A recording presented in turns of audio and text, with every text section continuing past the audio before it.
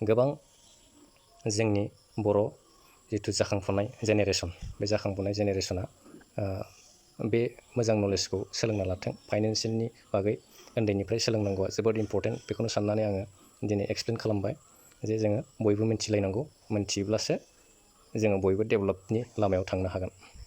गाव गावनो जोङो फैसा आरजिनो हानाय जागोन, रावनिबो सायाव सोनारालासिनो। जोङो जि हायो 1000 हायो, 500 हायो, 500निफ्रायबो जोङो 500निफ्रायबो जोङो मिउचुवेल फान्डआव स्टार्ट खालामनो हायो, इनभेस्ट खालामनो हायो मान्थलि। बयबो मिउचुवेल फान्डआवथ' 100निफ्रायबो हानाय बेबायदि प्रसेस दङ। मिउचुवेल फान्डनि आंनि पर्टफलिय'खौ नायदो नोंसोरो। आंनि मिउचुवेल फान्डनि पर्टफलिय'आ माबायदि? 3200 लस, 3200 लस देखायदों। आंनि जिथु प्रफिट बेयो दासिम 754 लसै। सानसे दाख्लैनि समाव 5K मोन, माने 5000 प्रफिट जाबायमोन, रिटार्न जाबायमोन। बिनिफ्राय दा गासिबो लस जाफिनजोब्बाय। इनभेस्ट गाबोनहालागै बे 700आबो जोबजोबनो हागौ। जितु मार्केटआ दिनै मैया दाख्लै माखासे गाज्रि निउसनि थाखाय। गाज्रि निउसआ बेनो, हादराव माखासे दावहाफोर जुदि जायोब्ला मार्केटआव प्रभाब गोलैयो, मार्केटआव एफेक्ट जायो, गासिबो कम्पानियाव एफेक्ट जायो। बे कम्पानिनि सायावसो मिउचुवेल फान्डनि जितु प्रफिट लस, बेबो मिउचुवेल फान्डनि प्रफिटफ्रा कम्पानिफोरनि सायावसो जायो। माखासे कम्पानिफोरखौ लानानैसो मिउचुवेल फान्डआ बैफोर कम्पानियाव इनभेस्ट खालामो जोंनि फैसाफोरखौ। दानि प्रफिट लस, साननैसो दोनहांनाय मिउचुवेल फान्डनि जितु प्रफिट लस, बेखौ जोङो गिनो नाङा। बेबायदि जोङो माखासे प्रफिट लसखौ जों सानफ्रोमबो नुखाबाय थागोन। प्रफिट जायोबा प्रफिट नुलांबाय थागोन। बेखायनो मिउचुवेल फान्डनि जितु इनभेस्ट खालामनायनि जितु प्रसेस, बेयो लं टार्मखा। लं टार्म हिसाबैसो जोङो प्रफिटनि जितु पार्सेन्टेज, बेखौ केलकुलेट खालामनो हायो।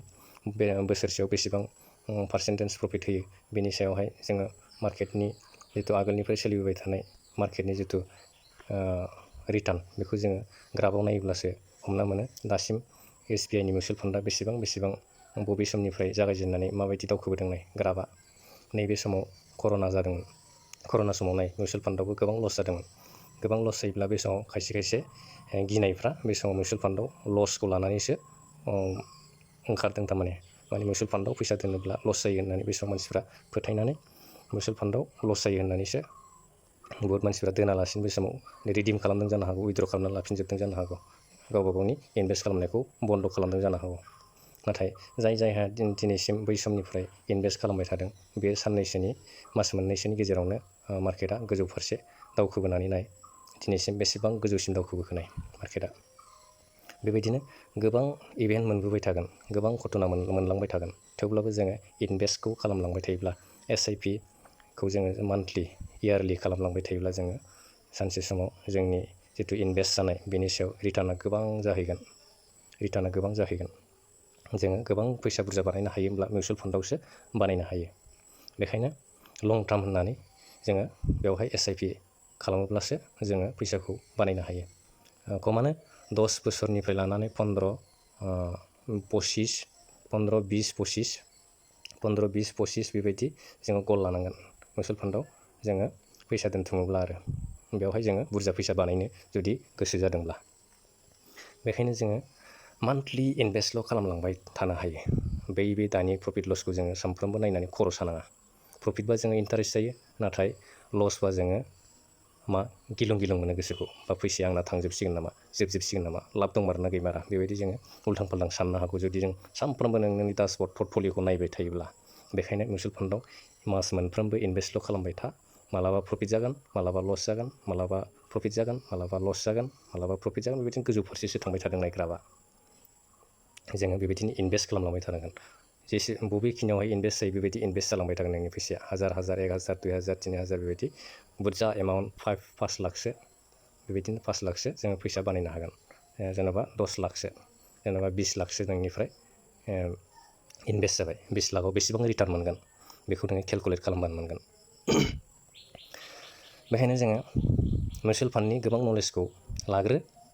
मिउचुवेल फान्डआव फैसा दोननो थाखाय बबे मिउचुवेल फान्डआव मोजां, आरो मिउचुवेल फान्डआव दोनोब्ला जोंनि राङा माबायदि बारायो, बेनि बागै गोबां नलेजखौ लाग्रो। नलेज लाग्रोखांनायनि उनावसो जोङो इनभेस्ट खालामनाया मोजां। मोनसे फर्मुला खोन्थानि मोनसे आइडियाखौ जों सानना लानांगौ मिउचुवेल फान्डआव जे फैसा दोनब्लानो गाबोन समनियानो बारायगोन बे नङा। आंनि बा मिउचुवेल फान्डनि जिथु मिउचुवेल फान्डआव जिथु फैसा आर्निं खालामनायनि जिथु प्रसेस ओरैबायदिसो थाङो। सानसे समाव नोङो दंफां गायजेनबाय, बेबायदि फांसे दंफां गायजेनबाय, बे दंफाङाव हासार होयै नोङो सानफ्रोमबो मोनफ्रोमबो मासावनो नोङो दंफाङाव हासार होयै बे दंफाङा देरलांगासिनो दं। बिलाइ गांनै गांथाम बेबायदि जायै देरलांगासिनो दङ। दानाय दुनाय बिलाइ बेबायदि दंफाङा देरलांगासिनो दङ। बे दंफाङाव नोङो हासारखौ होसोमगासिनो दङ। बे दंफाङा देरलांगासिनो दं। बेबायदि दंफाङा आरामसे देरलांगासिनो दङ। बेबायदि दंफाङा गासिबो देरलांगासिनो दङ। लासैनो देरै देरै नोङो नोंनि प्रफिटबो जाबाय प्लास रिटार्नबो जाबाय। प्रफिट प्लास इनभेस्ट। प्रफिट माने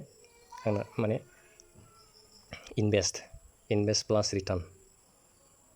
इनभेस्ट जानायजों बेसेबां रिटार्न जादों, नोंनि एमाउन्टआ बेसेबां, टटेल एमाउन्टआ बेसेबां जाहैदों, नोंनि प्रफिट इनभेस्ट आरो प्रफिट गासै बारायनानै फांसे गिदिर दंफां जाहैबाय। बेबायदि गेरेमसा फांसे गिदिर दंफां जाबाय। बेबायदि दंफांखौ सानसे साननैयाव देरहोनो हाया जोङो। दंफाङा बोसोर नांगौ। बेखौ मानो 20-25-30 बोसोरसिम होनो हायोब्ला बे दंफांनिफ्राय जाख'हायै फिथाइ मोनजागोन नोङो। बे फिथाइया ओरैबायदि गोदै जाहैगोन नोंनि थाखाय। फिउचारनि थाखाय प्लेनिं बेयो मोनसे। फिउचाराव नोङो बेबायदि फांसे गिदिर दंफां बानायना लानो थाखाय दिनैनि simple process SIP investment plan, systematic investment plan, बे प्लेन हिसाबै दोनलांबाय थायोब्ला नोंनि दंफाङा बेबायदि गिदिर जाहैगोन। मा होनदों? नोंनि फैसाया 1 crore जाहैगोन, 1 CR सानसे समाव। बेखौ आं केलकुलेट खालामनानै थांनाय भिडिअआवनो देखायखाबाय। बे भिडिअखौ थांनानै नायहैथां। केलकुलेसनाव माबायदि केलकुलेट खालामनानै रिटार्न जेनेरेट खालामनो हायो जोङो, बेखौ आंनि थांखांनाय भिडिअआव नायहैबानो जाबाय नोंथांमोना। दा आङो दिनैनि भिडिअआव बेखौनो नोंथांमोननो एक्सप्लेन खालामबावबाय जे मिउचुवेल फान्डआव जोङो प्रफिट बानायनो हामारोना हामारा। गोदोनिफ्राय जाय मोन्थिनानै दोनबोदों बिसोरो प्रफिट जामारदोंना जामाराखै, बे प्रसेसखौ नैबे ग्राफआव नायोब्लानो जोङो मोन्थिनानै मोनजोबो। मिउचुवेल फान्डनि जिथु SBIनि ग्राफआव नायोब्लानो नोङो बुजिनानै मोनबाय जे मिउचुवेल फान्डआव जाय मानसिया गोदोनिफ्राय नैबे गुदिनिफ्रायनो दोनबोदोंब्ला दिनैसिम बिनि जिथु सम्पतिया बेसेबां जाबोखानाय। बे समावहाय बियो 1000, 1K बेबायदि इनभेस्ट खालामबोबाय थानायावनो बिनि फैसाया दिनै इनभेस्टेडआ हमना ला 10 लाखल' जाबाय। 10 लाखनि इनभेस्टआ दिनै फैयै 15 बोसोरसो जाबाय। 15 बा 20 बोसोर जाबाय बा 30 बोसोर जाबाय। बेबायदि नोङो दोनलांबाय थानायावनो 30 जायोब्ला नोंनि फैसाया बेसेबां बुरजा जाहैगोन, बेखौ SIP केलकुलेटराव केलकुलेट खालामनानै नायोब्लानो मिउचुवेल फान्डआव माबायदि डाबलनि सायाव डाबल फैसा जायो, 10 लाखआनो माबायदि डाबलनि सायाव डाबल जायो, बे 10 लाखखौनो बेसेबां फैसा बुरजा बानायनो हायो नों बेखौ केलकुलेटराव केलकुलेट खालामनानै नायोब्लानो मोनजोबो। बेनि फर्मुलाखौ सोलोंजोबनो हायो नों बेखौ। मिउचुवेल फान्डनि माखासे नलेजखौ बेखायनो सोलोंना लाग्रो। मिउचुवेल फान्डआव फैसा दोननाया माबायदि सैथो नंखाय बेखौ नोंथांमोना गोबां भिडिअ नायोब्लानो बुजिनानै मोनगोन। जोङो बेखायनो फाइनेन्सनि जिथु नलेज जों बेखौ सोलोंना लानाया मोजां। फाइनेन्सनि नलेजखौ जेसेबां सोलोंनो हायो एसेबांनो जोंनि थाखाय उननि फिउचारनि थाखाय इम्परटेन्ट बियो। फिउचारखौ दानायनि मोनसे इम्परटेन्ट प्रसेसा उन्दैनिफ्राय जों रांखान्थिनि सोमोन्दै सोलोंना लाग्रोनाया मोजां। जोंनि गार्जेनफ्रा फाइनेन्सनि नलेजखौ उन्दैनिफ्रायनो होबा, नाथाय गुबुन हारिनि मानसिफ्रा फाइनेन्सनि नलेजफोरखौ उन्दैनिफ्रायनो फोरोंबोखायो। बेखायनो जोंनि बुंजायो बर' हारियाव बांसिन जोङो डेभेलप जानायखौ नुनो मोना। नाथाय गुबुन हारिनि मानसिफ्रा उन्दैनिफ्राय फाइनेन्सनि जिथु रांखान्थिनि सोमोन्दै बुजिखानायखायनो, जमा रां दोनथुमनो रोंनायखायनो बिसोरनि हारिया बांसिन डेभेलपसिन जानानै फैगासिनो दङ। जियानो मानो दाथ' ससियेल मिडियानि थाखाय मोनथिया नङा बर'फ्राबो गोबां बुजिनो हाबाय। माबायदि फैसा आरजिनो हायो, माबायदि राहायै फैसा जोङो जिबनाव लाइफआव खालामना लानो हायो, बेनि सोमोन्दै गोबाङानो रोंनाय जाबाय। बे हिसाबै दा मिउचुवेल फान्ड होननायखौथ' गोदोनिफ्रायनो सोलिबाय थादों दिनैसिम। बे हिसाबै जोङो मिउचुवेल फान्डआव इनभेस्ट खालामोब्ला माबायदि जोङो रिटार्न मोनो बेखौ जों बुजिनानै मोनगोन। खालामना नायबाय थायोब्लानो, SIP खालामना नायबाय थायोब्लानो जोङो LIC होननायाव जोङो इनभेस्ट खालामोब्ला बेवहाय बारा रिटार्न मोना। जोङो खमानो 6%, 7%सिमल' जोङो रिटार्न मोनो। अब्ला जोङो बारा बुरजा फैसा बानायहैनो हाया। नाथाय मिउचुवेल फान्डआव खमानो बेसेबां होगासिनो दं। SBIनि मिउचुवेल फान्डआ 26% होबाय थादों, 26% रिटार्न होबाय थादों दिनैसिम। अब्ला रिटार्नआ मास मोनसेयाव दाथ' माइनासाव फैदों नै, 6 मासाव रिटार्नआ 20% होदों।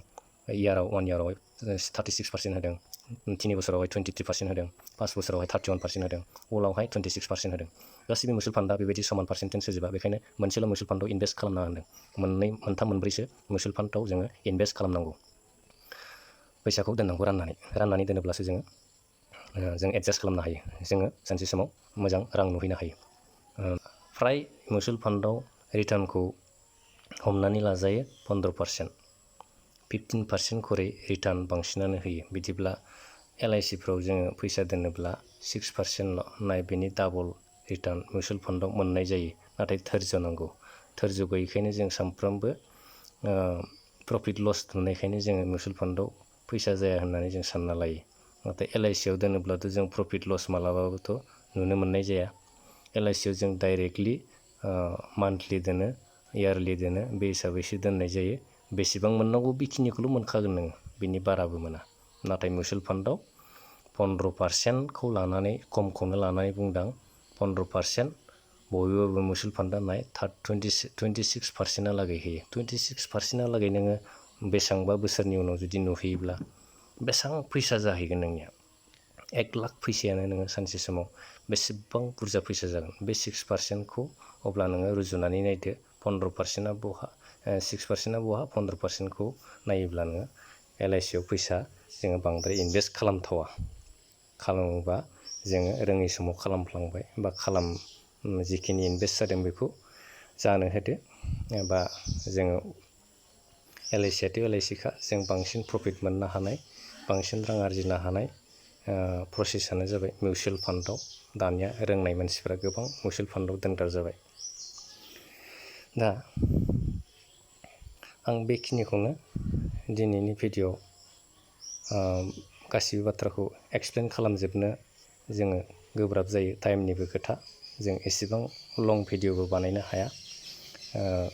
भिडिअ'आ गोलाव जायोब्ला नायनोबो बायो।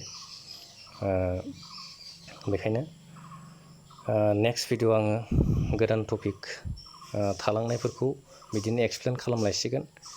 दिनैनि भिडिअ'आव जिखिनि नांला बंसा बुंलांबाय, नांला बंसा आङो एक्सप्लेन खालामलांबाय, माने बेवहाय टपिक लानानै मोनसे पइन्ट बाय पइन्ट लानानै बुंलांनाय जायाखै नालाय, जोंना गासिबो माने भइसफ्रा, गासिबो बुंनायफ्रा थारमाने मिक्स लाब्रा जाजोबनायखायनो माने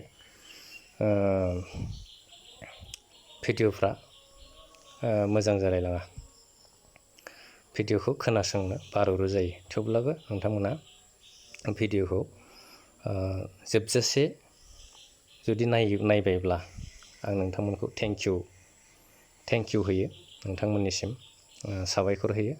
आरो जोबनायाव बेखौनो रिकुवेस्ट खालामबाय जे सापर्ट खालामदो, भिडिअ'खौ लाइकबो खालामदो, शेयारबो खालामदो। गोबां जोंनि बर' जिथु जाखांफुनाय जेनेरेसन, बे जाखांफुनाय जेनेरेसना बे मोजां नलेजखौ सोलोंना लाथों। फाइनेन्सियेलनि बागै उन्दैनिफ्राय सोलोंनांगौआ जोबोद इम्परटेन्ट। बेखौनो साननानै आङो दिनै एक्सप्लेन खालामबाय जे जोङो बयबो मिथिलायनांगौ, मिथियोब्लासो जोङो बयबो डेभेलपनि लामायाव थांनो हागोन। गाव गावनो जोङो फैसा आरजिनो हानाय जागोन, रावनिबो सायाव सोनारालासिनो। जोङो जि हायो 1000 हायो, 500 हायो, 500निफ्रायबो जोङो 500निफ्रायबो जोङो मिउचुवेल फान्डआव स्टार्ट खालामनो हायो, इनभेस्ट खालामनो हायो मान्थलि। बयबो मिउचुवेल फान्डआवथ' 100निफ्रायबो हानाय बेबायदि प्रसेस दङ। भिडिअ'खौ आं बेखिनियावनो फोजोबनाय जाबाय। Thank you everyone.